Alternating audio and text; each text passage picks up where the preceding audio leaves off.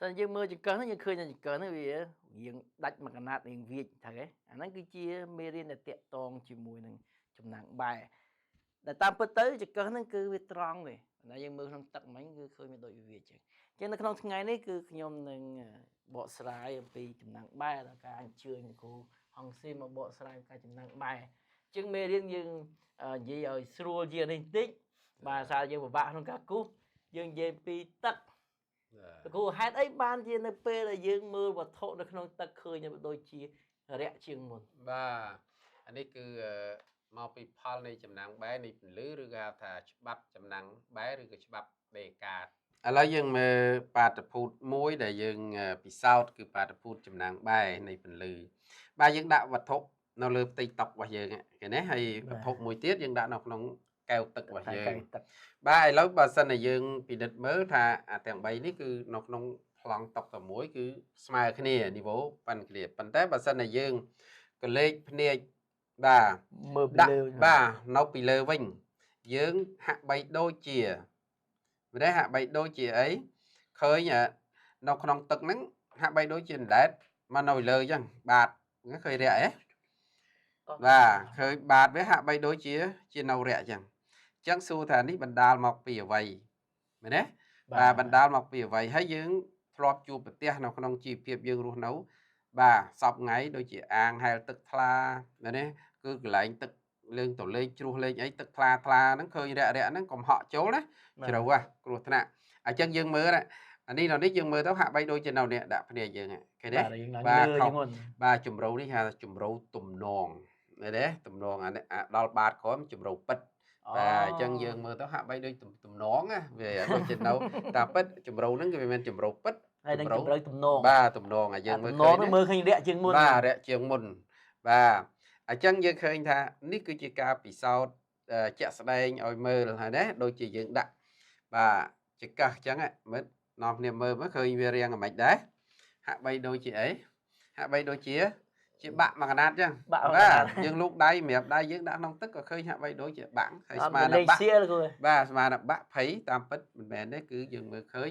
បាតុភូតរបស់វាបាទណាការចំណាំងបែអញ្ចឹងដើម្បីឲ្យយល់ឲ្យច្បាស់អំពីនេះយើងមានទ្រឹស្ដីបាទក្នុងការបង្ហាញរបស់យើងនេះបាទគូលើកយកត្រឹមតែថ្នាក់ទី9មែនទេបាទថ្នាក់ទី9ជាងអានេះគ្នាយើងមើលឃើញកន្លែងនេះបាទអានេះគឺវត្ថុនៅក្នុងបាតទឹកបាទហើយភ្នែករបស់យើងណាបាទហើយយើងឃើញថាវត្ថុរបស់យើងយើងឃើញជារូបភាពពិតហ្នឹងមើលដូចជារយៈជាងមុន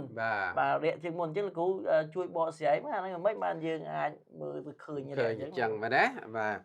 ឥឡូវយើងមើលបាតុភូតរបស់យើងធម្មតាវត្ថុវាបញ្ចេញពលឺអញ្ចឹងយើងដាក់ប៉ុណ្ណេះអញ្ចឹងពលឺជះទៅគ្រប់ទិសទាំងអស់ប៉ុន្តែយើងគូសកម្មពលឺពិសេសបាទទី1យើងគូសកម្មពលឺ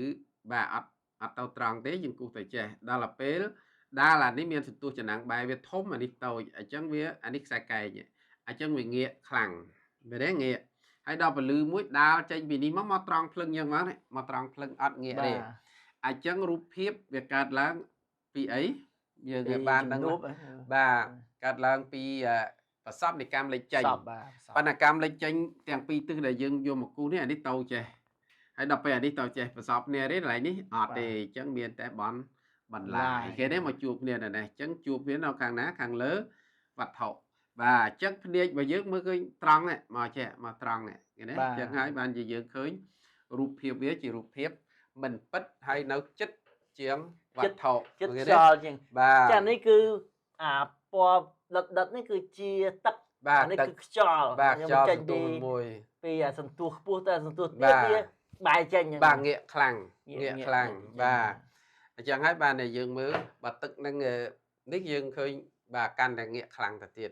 អញ្ចឹងហើយបានជាយើងនៅក្នុងជីវភាពយើងរាល់ថ្ងៃយើងសង្កេតឃើញហើយយើងមានរូបមន្តណា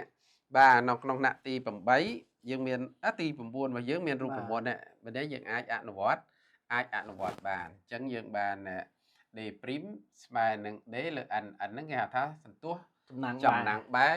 នៃមជ្ឈដ្ឋានថ្លារបស់យើងអញ្ចឹងមានន័យថាសន្ទុះចំណាំងបែនេះធំជាងមួយដោយសារតែចម្ងាយទីតាំងវត្ថុរបស់យើងមិញហ្នឹងគឺមើលមិញចម្ងាយទីតាំងវត្ថុយើងទាបបាទធំជាងមួយបាទខ្យល់បាទសន្ទុះវាចាប់ខ្យល់គឺស្មើ1 បាទតូចជាងគេមកអស់គឺម៉េចឋានថ្លាគឺខ្យល់ឬក៏សញ្ញកាសហ្នឹងហើយតូចជាងគេ អញ្ចឹងទឹក បាទ ខ្ពស់ជាង បាទ ខ្យល់ ទឹក4 លើ 3 បាទ បាទមួយជាងបាទអញ្ចឹងយើងគុណទៅឃើញបាទចេះប៉ុន្តែបាតុភូតនេះវាមាន2បើសិនជាយើងដេកនៅក្នុងទឹកហើយយើងមើលវត្ថុនៅលើវិញ នៅលើវិញ អាហ្នឹងឃើញ ឃើញឆ្ងាយ យណាបាទហេតុអីបានឆ្ងាយព្រោះពលឺចូលមកបាទពលឺដាលមកចូលភ្នែកយើងវាងាកបាទវាមកអញ្ចឹងមកវាងាកបន្តិចណាអញ្ចឹងចំណុចបន្លាយរបស់វាឃើញថាវានៅពីលើនោះ ប៉ុន្តែនៅក្នុងទឹកហ្នឹងតតែពាក់វ៉ែនតាហែលទឹកទៀតអញ្ចឹងមើលអត់ឃើញ បាទពាក់វ៉ែនតាហើយយើងងើបទៅលើនោះឃើញបាទអញ្ចឹងហើយបានត្រីរស់នៅក្នុងទឹកយើងទៅចាក់ត្រីនោះបាទឃើញចាក់ពឹបនៅលើត្រីអត់ខ្លាចទេ ចាក់ទៅ បាទហើយប៉ុន្តែត្រីវាក៏លេចមើលវាចង់ស៊ីចំណីអីនៅលើវាមើលទៅវាឃើញឆ្ងាយ បាទ ហើយដល់បាទអញ្ចឹងវាបាទបាតុភូត2ហ្នឹងគឺបាតុភូតចំណាំងបែហើយបាទហើយយើងនឹងធ្វើការពិសោធន៍និងការបកស្រាយរូបមន្តដើម្បីឲ្យបងប្អូនថ្នាក់ទី9ណាបាទយើងបានអានេះគេថាសញ្ញាណនៃការយល់ហើយយើងឲ្យយល់កាន់តែស៊ីជម្រៅមានរូបមន្តមានអីអនុវត្តមានពិសោធន៍អីថែមទៀតមិនមែនតែបង្ហាញតែប៉ុណ្្នឹងទេ ចុះលោកគ្រូអញ្ចឹងជាក់ភាសាទៀតអាកម្ពស់ដែលយើងឃើញរូបភាពហ្នឹងជំរឿដែលយើងឃើញរូបភាពហ្នឹងគឺជាជំរឿទំនង បាទជំរឿទំនង បាទម្ល៉េះរូបភាពនេះដល់ពេលអាជំរឿម្ល៉េះនេះគេ ជំរឿពិត ជំរឿពិត បាទ អញ្ចឹងទៅ